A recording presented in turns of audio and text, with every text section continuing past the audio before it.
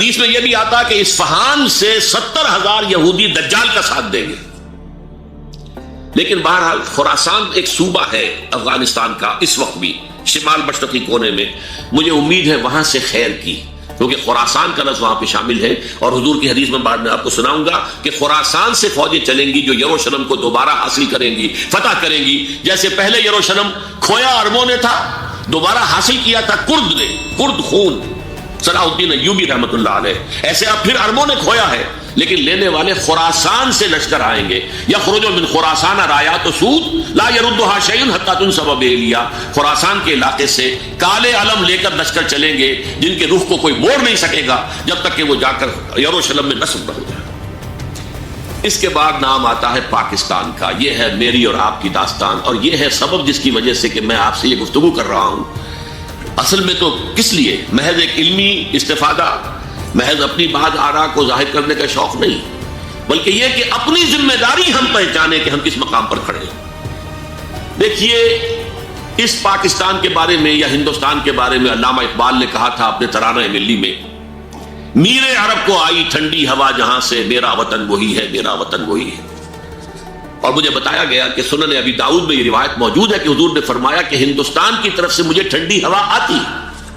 اگرچہ مجھے وہ حدیث ابھی نہیں ملی ہے، لیکن حزب التحریر کا ایک کارڈ مجھے ملا تھا، تو اس میں اس حدیث کا اور اس میں ابو داؤد کا روایت کا حوالہ موجود تھا. لیکن میں جو چیز آپ کو بتا چکا ہوں وہ یہ کہ الف ثانی کا پورا تجدیدی کارنامہ اس ہندوستان کی سرزمین میں ہوا. مجدد الف ثانی شیخ احمد سرندی، شاہ ولی اللہ دہلوی، سید احمد بریلوی، وہ تو ہمارے پاکستان میں آ کر جو ہے ان کا خون جذب ہوا ارض پاکستان میں. پھر شیخ الہند مولانا محمود حسن. تحریک خلافت چلی تو صرف ہندوستان میں چلی اور کہیں نہیں چلی. آزادی کی تحریک چلی پوری دنیا میں، وہ نیشنلزم کی بنیاد پر چلی، ملے نیشنلزم، عرب نیشنلزم، ٹرک نیشنلزم. ہمارے ہاں چلی تو اسلام کے نام پر. پاکستان کا مطلب کیا؟ لا الہ الا اللہ. پھر پاکستان قائم ہوا معجزے کے طور پر، بلکہ نازل ہوا ہے لیلۃ القدر میں. انا انزلناہ فی لیلۃ القدر. جیسے قرآن نازل ہوا ہے لیلۃ القدر میں، یہ پاکستان بھی نازل ہوا ہے لیلۃ القدر میں. اس کا برقرار رہنا ابھی تک معجزہ ہے. ہندو یہ سمجھتا تھا، کانگریس سمجھتی تھی کہ جھٹپٹ ختم ہو جائے گا. پھر یہ کہ اس کا قرارداد مقاصد کا پاس ہو جانا، مزید بھی اور اضافی دفعات دستور میں آ جانا، اب کمرشل انٹرسٹ کو ربا قرار دے کر حرام قرار دینا، یہ سارے لینڈ مارکس ہیں کہ جو اشارہ کر رہے ہیں کسی چیز کی طرف، معاملہ کدھر جا رہا ہے. پھر یہ کہ یہ جو 14ویں صدی کے مجدد تھے شیخ الہند، اس کے بعد سے کچھ ایسی شخصیتیں عظیم پیدا ہوئی ہیں ہند میں جن کو میں سمجھتا ہوں کہ 14ویں صدی کے مجدد اور 15ویں صدی کے مجدد کے درمیان یہ 15ویں صدی کے مجدد کی راہ کو سیدھا کرنے والے، جیسے کہ حضرت یحییٰ نے کہا تھا میں تو آنے والے کا راستہ سیدھا کر رہا ہوں حضرت عیسیٰ کے لیے، ایسے ہی 15ویں صدی کے لیے امام مہدی کے لیے راستہ صاف کرنے والے سب سے پہلے علامہ اقبال، جنہوں نے اسلام کا تصور دین کی حیثیت سے دوبارہ زندہ کیا ہے، ورنہ اسلام ایک مذہب کی شکل اختیار کر چکا تھا. پھر مولانا مودودی، مولانا ابوالکلام آزاد حکومت الہیہ کے نعرے کے ساتھ میدان میں آئے. یہ اقبال نے جو تصور پیش کیا تھا اس پر عملی جدوجہد کے لیے حزب اللہ قائم ہوئی. نوٹ کر لیجیے 11 برس کا فرق ہے عمر کا علامہ اقبال کے اور ابوالکلام کے. اور 1913 میں جب حزب اللہ قائم کی ہے اس وقت علامہ اقبال کی ملی شاعری اپنے عروج کو پہنچ چکی تھی. پھر یہ کہ علامہ اقبال کے بعد تعبیر جو ہے اس کام کی وہ ابوالکلام نے کی، لیکن روایتی علماء کی شدید مخالفت کی وجہ سے وہ بددل ہو کر چھوڑ گئے، کانگریس میں شامل ہو گئے، بساط جو ہے حزب اللہ کی انہوں نے لپیٹ دی. پھر مولانا مودودی آئے، انہوں نے وہ ڈور جو ہے اس کا سرا تھاما، جماعت اسلامی قائم کی حکومت الہیہ ہی کے قیام کے لیے. اگرچہ میرے نزدیک یہ کہ وہ انتخابی اور ایک قومی سیاست کی ایک جماعت بن کر پاکستان میں جو ہے دلدل میں پھنس گئی ہے. اب ہم اس کی کوشش کر رہے ہیں، تنظیم اسلامی اور یہ تحریک خلافت جس کے تحت یہ جلسہ ہو رہا ہے. یہ ساری چیزیں وہ ہیں کہ آپ کو سوائے پاکستان کے اور کہیں نہیں ملیں گی پوری دنیا میں. معلوم ہوتا ہے کہ پاکستان کو بہت بڑا رول پلے کرنا ہے اس میں. اور اس کے ساتھ اب جمع کر لیجئے افغانستان کی عمارت افغانستان، اسلامی عمارت افغانستان قائم ہو چکی ہے. یہ پچھلے 20 سالوں میں جو کچھ وہاں ہوتا رہا ہے اس سے پہلے تصور نہیں ہو سکتا تھا. علامہ اقبال کے فرزند بھی دیکھ کر آئے ہیں، تو اگرچہ وہ خود میں سمجھتا ہوں کہ خاصے انہیں آپ لبرل کہیں، آزاد خیال کہیں، لیکن اس درجے متاثر ہو کر آئے تھے کہ انہوں نے یہ کہا افغانستان میں جو میں نے حالات دیکھے ہیں کہ اگر 2-4 اور مسلمان ملکوں کے اندر یہ نظام قائم ہو جائے تو پوری دنیا مسلمان ہو جائے گی. یہ سب کچھ کیسے ہو رہا ہے؟ یہ آنے والے دور کی جھلکیاں ہیں. Coming events are casting their shadows before. یہ سب بتا رہے ہیں کہ پاکستان افغانستان کو مل کر اس میں کوئی عظیم رول پلے کرنا ہے. اور اس کے ضمن میں اب میں علامہ اقبال کے بارے میں آخری بات کہہ رہا ہوں. علامہ اقبال کے بارے میں عام یہ خیال ہے، انہوں نے اپنے خطبات میں مہدی کا اور نزول مسیح کا، حالانکہ میں کل پڑھ رہا تھا مولانا سعید احمد اکبر آبادی رحمۃ اللہ علیہ کا ایک مقالہ ان کا کہ علامہ اقبال نے ابن خلدون کے بارے میں یہ کہا ہے کہ مہدی کا اور نزول عیسیٰ کا دونوں کا انہوں نے انکار کیا ہے. حالانکہ ابن خلدون نے نزول عیسیٰ کا انکار نہیں کیا، صرف مہدی کا انکار کیا. بہرحال علامہ اقبال نے خطبات میں انکار کیا. لیکن یہ کہ اپنی شاعری کے اندر میں چیلنج کرتا ہوں کسی بڑے سے بڑے اقبال شناس کو، ان کا یہ شعر ذرا سنیے. خضر وقت از خلوت دشت حجاز آید بروں، کارواں زی وادی دور و دراز آید بروں. خضر وقت، امام وقت، رہنمائے وقت، قائد وقت، خلوت دشت حجاز، حجاز کی صحرا کی کسی خلوت گزینی سے نکل کر باہر آئیں گے. میں حیران ہوتا ہوں علامہ کے اس فکر پر اور اس مصرے پر. یہاں انہوں نے شیعہ اور سنی دونوں کے کانسیپٹ جمع کر دیے. شیعہ کا کانسیپٹ یہ چھپے ہوئے کسی غار میں وہاں سے برآمد ہو گئے، اور ہمارا کانسیپٹ میں ام سلمہ رضی اللہ تعالیٰ عنہ کی حدیث سنا چکا، چھپے ہوئے ہوں گے وہ وہاں پر، مدینے سے نکل کر آ کر مکے میں چھپ جائیں گے. اس خانہ جنگی کی حالت میں لوگ ان کی طرف دیکھ رہے ہوں گے، سوچتے ہوں گے انہیں میدان میں آنا چاہیے، کوئی پارٹ پلے کرنا چاہیے، امت کی رہنمائی کرنی چاہیے. لیکن وہ چھپیں گے، وہ کارے ہوں گے، وہ اس ذمہ داری کو قبول نہیں کرنا چاہیں گے، جا کے چھپ جائیں گے مکے میں. وہاں سے مکے والے انہیں نکالیں گے، اور وہ کارے ہوں گے، انہیں بالکل یہ پسند نہیں ہوگا کہ یہ ذمہ داری اٹھائیں. تو خضر وقت از خلوت دشت حجاز آیت بروں، کارواں زی وادی دور و دراز آیت بروں. کارواں جو چلے گا ان کی مدد کے لیے اس وادی دور و دراز، اس زی عظیم وادی دور و دراز، یہ وادی سندھ ہے. وادی سندھ جو ہے ہم سمجھتے ہیں کہ صرف یہ پاکستان اور پنجاب جو ہے یہ اس میں شامل ہے. سندھ اور پنجاب نہیں، افغانستان کا پورا مشرقی علاقہ اس میں شامل ہے. جیسے دریائے جہلم سندھ میں جا رہا ہے، جیسے دریائے گلگت سندھ میں آ کر ملتا ہے، جیسے دریائے چناب اور راوی اور جہلم اور یہ سب جا رہے ہیں اور آ رہے ہیں، اسی طرح دریائے کابل کہاں سے آ رہا ہے، دریائے گومل کہاں سے آ رہا ہے، ٹوچی کہاں سے آ رہا ہے. یہ سارا جو ہے ڈرین جو ہو رہا ہے ایسٹرن جو ہے پارٹ آف افغانستان، یہ سب وادی ہے. اس وادی کے یہ دو حصے ہیں، ایک حصہ جو ہے یہ ادھر پاکستان میں ہے اور اسی وادی کا دوسرا حصہ جو ہے وہ افغانستان میں ہے. کارواں زی وادی دور و دراز آیت بروں، کارواں چلے گا یہاں سے. یخرج ناس من المشرق یؤتون للمہدی یعنی سلطان ہی، مشرق سے فوجیں چلیں گی کہ جو مہدی کی حکومت قائم کرے گی. اور یخرج من خراسان رایات و سود، اور خراسان سے سیاہ پرچم چلیں گے کہ جن کا رخ کوئی موڑ نہیں سکے گا، حتیٰ تنصب بیلیا، یہاں تک کہ وہ جا کر یروشلم کے اندر نصب ہو جائے گی.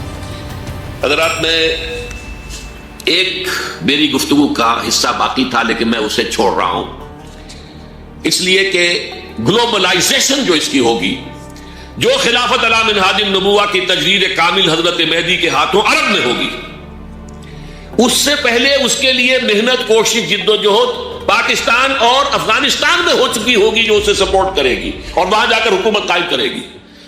اس کے بعد گلوبلائزیشن کا جو مرحلہ اس کا ہے وہ حضرت مہدی کے ہاتھوں نہیں ہے، وہ حضرت عیسیٰ ابن مریم ان کے نزول کے بعد ہے، جن کے نزول کے بعد دجال کا خاتمہ ہوگا اور یہودیوں کا استحصال ہوگا. مسلمانوں پر بھی بڑی تکالیف عربوں پر آئیں گی، شدائد آئیں گے، لیکن یہ وہ میں حصہ ملتوی رکھتا ہوں کسی دوسری محفل اور کسی دوسری مجلس اور نشست پر. اب میں آپ کو ذرا اس جو انسانوں میں سے انسان دشمنی کا جن کا سب سے بڑا رول ہے، میں ان کی 2000 سالہ تاریخ کا آپ کے سامنے نقشہ رکھنا چاہتا ہوں. ان 1400 سال کا تو میں نے صرف 4 آپ کو پوائنٹس بتائے. موسیٰ سے عیسیٰ تک 1400 برس علیہ السلام، 2 مرتبہ عروج، 2 مرتبہ زوال. اشیریوں کے ہاتھوں پٹوائی، بابلیوں کے ہاتھوں پٹانا، گریکس کے ہاتھوں مرمت، رومنس کے ہاتھوں مرمت. یہ جو 2000 سال ہے، کیونکہ اب تو ظاہر بات ہے 21ویں صدی شروع ہو گئی، 20 صدیاں حضرت مسیح کو پوری ہو گئی. پہلی بات نوٹ کیجئے، حضرت مسیح کی پیدائش ہے سن 1 قبل مسیح. یہ نقطہ آپ نے کبھی سنا ہے یا نہیں؟ جب ملینیم کا سلسلہ شروع ہوا تھا پچھلے سال تو میں نے بیان کر دیا تھا کہ ایک عجیب حساب کے اندر انہوں نے غلطی کی ہوئی ہے. حضرت مسیح کی پیدائش ہوئی 25 دسمبر کو، سن انہوں نے شروع کر دیا، تو اس کے بعد جنوری آئی تو پہلا سال شروع ہو گیا. اگر جنوری سے پہلا سال شروع ہوا تو یہ 6 دن جو ہے تو اس کے پچھلے سال میں تھے، لہذا کہا جائے گا کہ Jesus Christ was born 1 year before Christ BC. تو ایک قبل مسیح میں حضرت مسیح کی پیدائش ہوئی. یہ آخری اسرائیلی نبی اور رسول. یہودی علماء کی مخالفت، دشمنی، سولی پر چڑھوا دینا میں بیان کر چکا ہوں. سن 33 عیسوی میں جبکہ حضرت مسیح کی عمر 33 برس تھی، اللہ تعالیٰ نے انہیں زندہ آسمان پر اٹھا لیا. لیکن یہودیوں نے اپنے خیال کے مطابق انہیں سولی پر چڑھوا دیا، ان کی موت واقع ہو گئی. اگرچہ اس کے بعد یہ اختلاف ہے ان میں. یہودی کہتے ہیں وہ سولی پر چڑھ گیا، ختم ہوا، مر گیا. عیسائی کہتے ہیں نہیں، انتقال ہوا ہے مسیح کا صلیب پر، لیکن پھر وہ دوبارہ زندہ ہو گئے ہیں. ان کی لاش ایک غار میں رکھ دی گئی تھی، وہاں ریزریکشن ہو گیا، ان کا باعث بعد الموت وہی ہو گیا، اور پھر انہیں اللہ نے زندہ آسمان پر اٹھا لیا. تو ہمارے اور عیسائیوں کے درمیان نوٹ کر لیجئے، یہ چیز مشترک ہے کہ حضرت مسیح آسمان پر زندہ اٹھائے گئے. فرق کیا ہے؟ وہ سمجھتے ہیں کہ سولی دیے گئے، سولی پر مرے، پھر زندہ ہوئے، پھر گئے. ہم سمجھتے ہیں کہ نہیں، وما صلبوہ وما قتلوہ، انہوں نے نہ صلیب دے سکے انہیں اور نہ انہیں قتل کر سکے، بل رفعہ اللہ الیہ، اللہ نے اٹھا لیا. پھر ہمارا اور یہ اس کا عیسائیوں کا ایک اور اتفاق ہے، سیکنڈ کمنگ آف جیسس، حضرت مسیح دوبارہ آئیں گے. یہ عیسائیوں کا بھی عقیدہ ہے اور ہمارا بھی. بہرحال تو جیسا کہ میں نے عرض کیا کہ اس وقت یہ عذاب استیصال، عذاب اکبر کے مستحق ہو چکے تھے، لیکن اللہ نے ان کی مدت دراز کی ہے. لیکن ان پر دنیاوی عذاب کا ایک کوڑا جو ہے اللہ تعالیٰ کی طرف سے اسی وقت برسا. دنیاوی عذاب دنیا میں رہتے ہوئے ختم نہیں کیا. 37 برس بعد حضرت مسیح کے رفع سماوی کے 37 برس بعد سن 70 میں یہودیوں نے بغاوت کی رومیوں کے خلاف. رومی ٹائٹس جنرل تھا ایک، اس نے پھر جو حملہ کیا ہے، 1,33,000 یہودی ایک دن میں قتل کیا یروشلم میں، اور ہیکل سلیمانی گرا دیا. وہ ہیکل پہلے بھی گرا تھا، پہلے 1400 سال کے دوران میں بھی نبوکدنضر نے گرایا تھا، لیکن پھر اس کے 150 سال بعد انہوں نے دوبارہ بنا لیا تھا، اس لیے وہ اسے سیکنڈ ٹیمپل کہتے ہیں. پہلا ٹیمپل جو حضرت سلیمان نے بنایا تھا، نبوکدنضر نے گرا دیا 587 قبل مسیح میں، پھر دوبارہ انہوں نے 150 سال کے بعد بنا لیا. وہ اس تاریخ کا حصہ ہے، میں نے جس کے بارے میں آپ کو تفصیل نہیں بتائی. اس میں یہ ہوا سن 70 میں وہ گرا دیا گیا، وہ آج تک گرا پڑا ہوا ہے. نمبر 2، یہ کہہ دیا گیا کہ یہودیوں اس ارض فلسطین سے نکل جاؤ، تم یہاں نہیں رہ سکتے ہو. لہذا جس کا جہاں سینگ سمایا چلا گیا. یورپ میں چلے گئے، ایشیا میں آ گئے، عرب میں آ گئے. یہ 3 قبیلے جو رات بھی میں نے عرض کیا تھا، بنو قینقاع، بنو نذیر اور بنو قریظہ، یہ وہاں سے آ کے مدینے میں آباد ہو گئے. جس کا جہاں سینگ سمایا، افریقہ میں، ہندوستان میں، جہاں چلے گئے. ڈایاسپورا اسے کہتے ہیں، وہ آپ نوٹ کر لیجیے اس لفظ کو، ڈایاسپورا. ہمارا دور انتشار، جبکہ ہمیں ہماری اصل سرزمین تو فلسطین ہے، حضرت ابراہیم کا مسکن، حضرت اسحاق، حضرت یعقوب کا مسکن فلسطین، یہ ہے ہماری اصل جاگیر، یہ تو ہماری جدی پشتی جاگیر ہے. لیکن یہاں سے نکال دیے گئے سن 70 عیسوی میں، اور وہاں سے لے کے 1917 تک ان کا ڈایاسپورا جاری رہا. یہ دور انتشار. اس دور انتشار کے چند حصے ہیں جس کو میں چاہتا ہوں کہ آپ علیحدہ علیحدہ سمجھ لیں.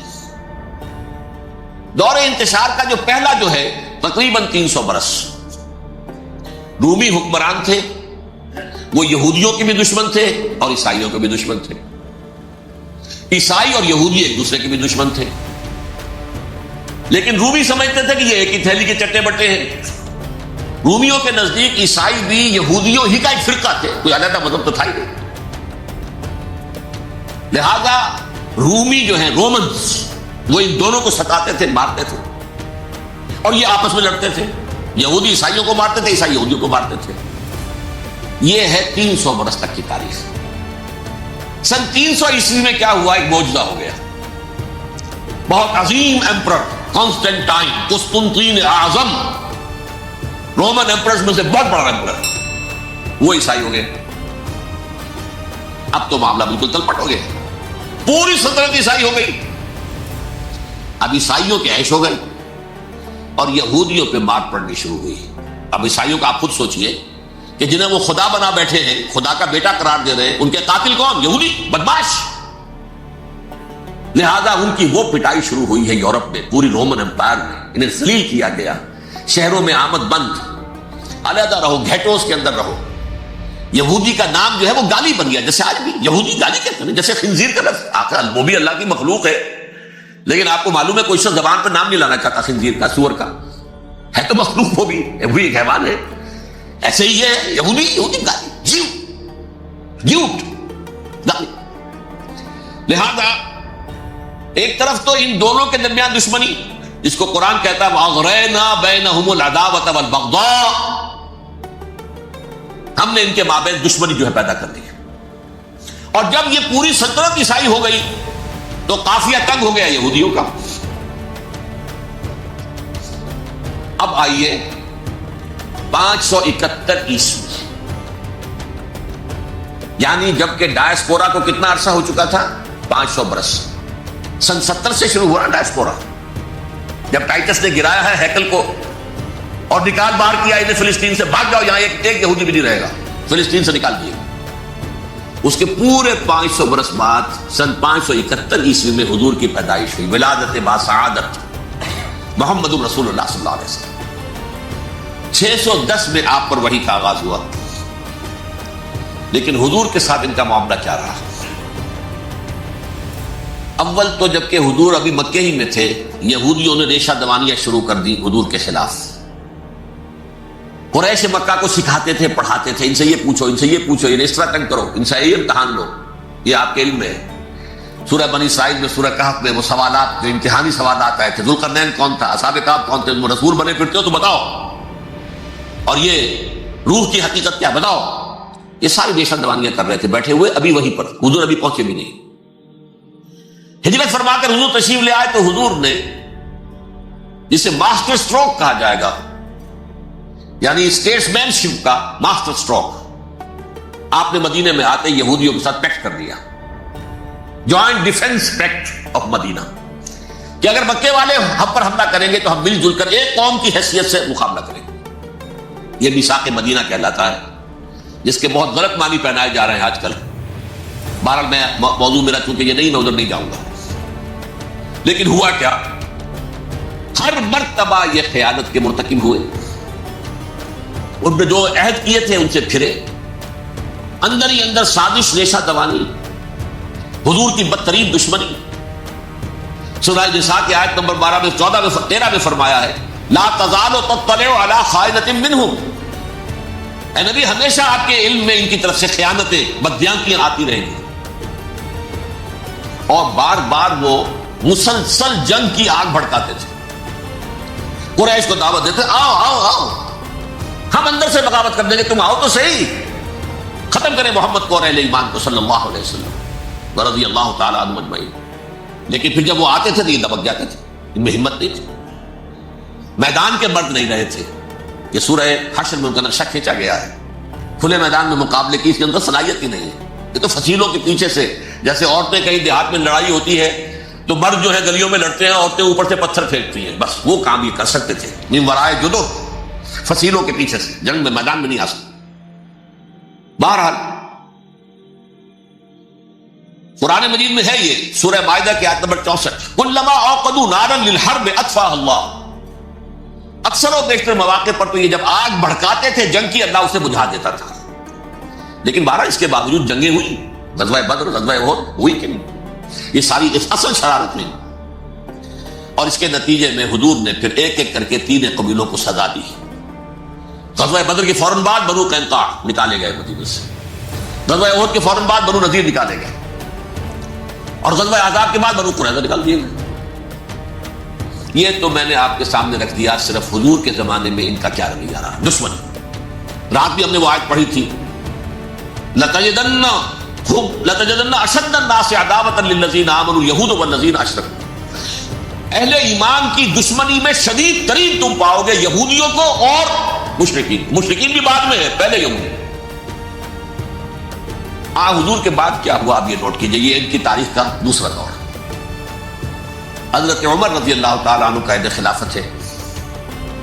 بیت المقدس کا محاصرہ کیا گیا، فصیل بڑی اونچی، شہر اندر سے سیلف سفیشینٹ، حملے کا راستہ کوئی نہیں، محاصرہ طول کھینچ رہا ہے لیکن ان کے پاس رسد بھی موجود ہے، پانی بھی موجود ہے، وہ دروازے بند کر کے بیٹھے ہوئے ہیں۔